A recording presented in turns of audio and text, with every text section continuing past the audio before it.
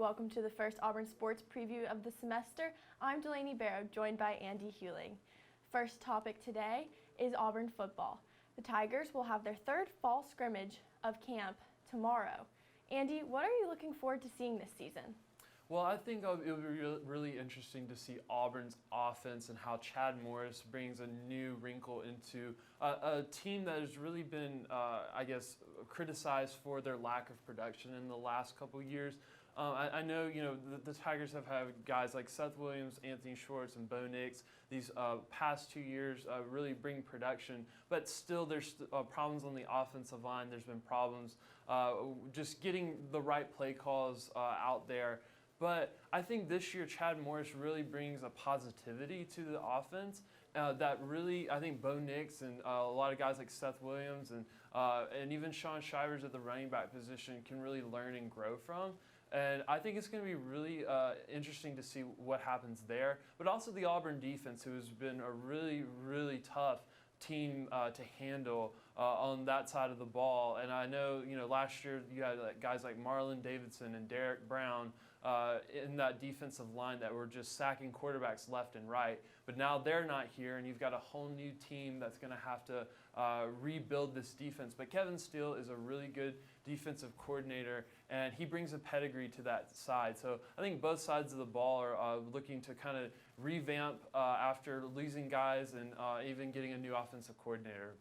Yeah, I have to agree. And you mentioned Chad Morris, and yesterday I was able to listen to him speak to the media, and he just really stressed the importance of depth this season and how they're trying their best to get as many players in as possible, get those reps, get those younger players more involved, because despite the season being full of so much uncertainty, you got to be prepared for anything.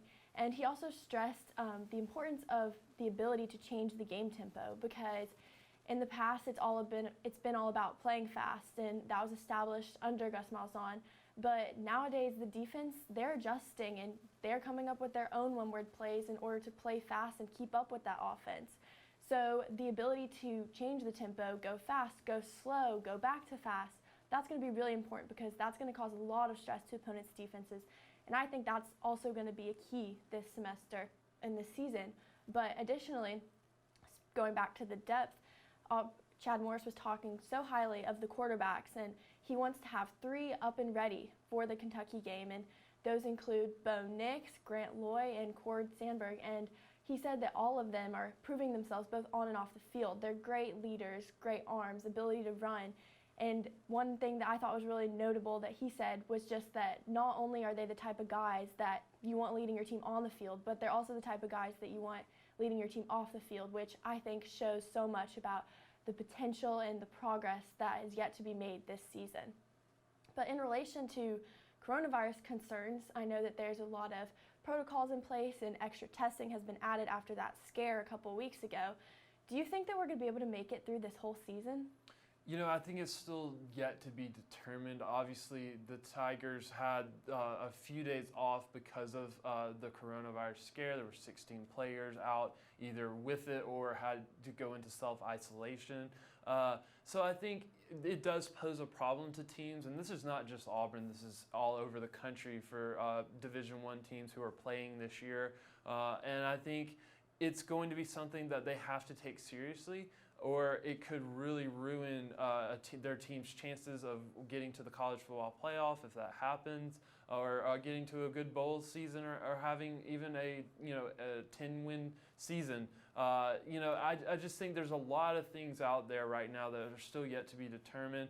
Obviously, I think really just getting into the season, the first couple games, we'll see what happens, like how many cases even come out of that, or if there are even cases at all. We hope that there's no cases, and that's kind of the thing that we just really want is to play football safely, and that there's no cases, and that the season can be completed. Yeah, and you brought up a really good point about the lasting effects of this virus if the season doesn't happen to go as planned. And really, football and the rest of these fall sports are kind of pioneers for how to play sports during this time of the coronavirus. And I think it'll be really interesting. I mean, just recently an article came out about how less than half of the NCAA programs are really following those protocols as close as possible.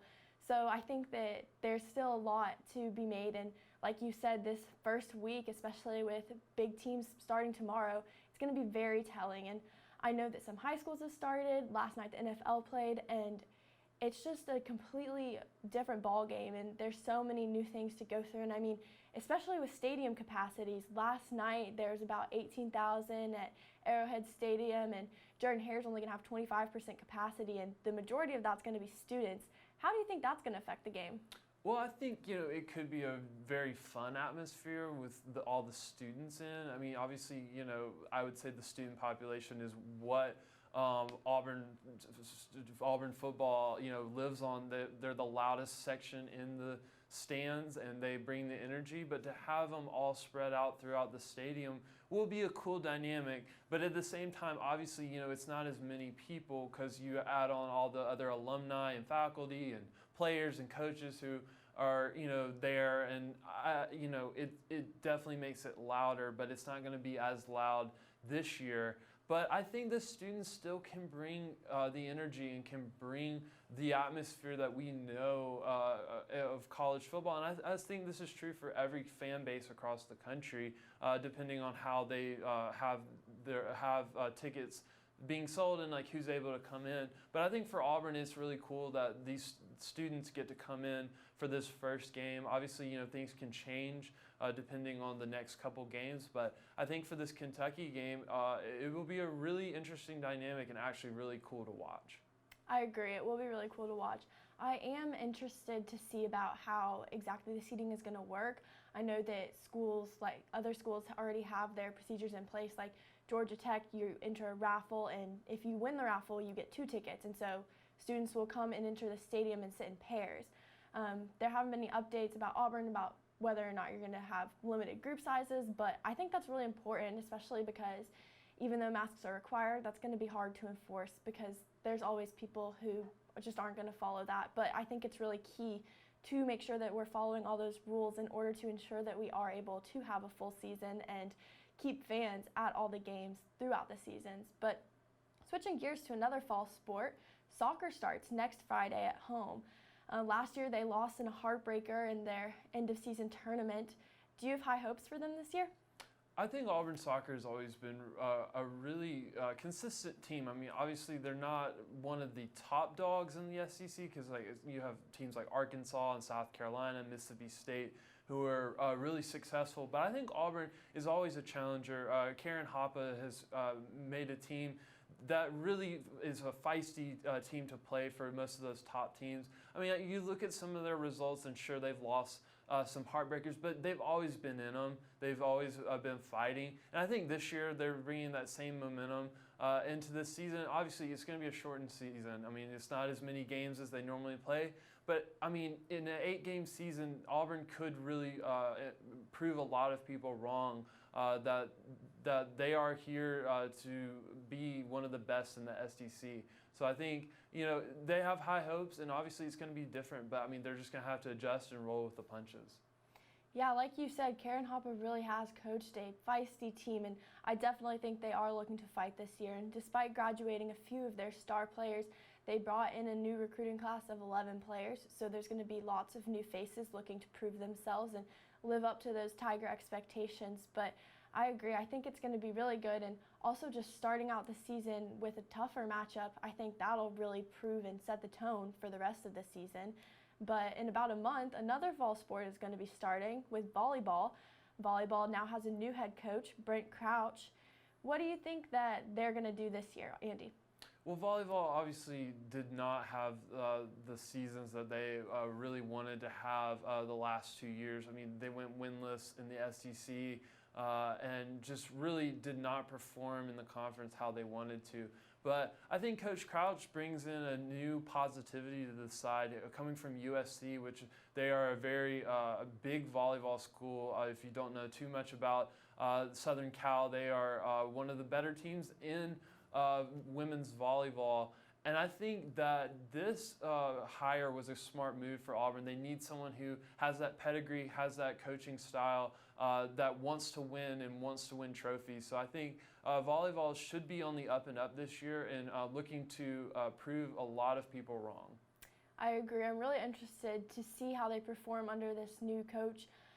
But like you said, I think he is bringing a lot of excitement, and the fact that they don't start for another month, I think that gives them plenty of time to practice. Their schedule's been released. They know who they're preparing for, and I think that they do have a lot of potential as well this year.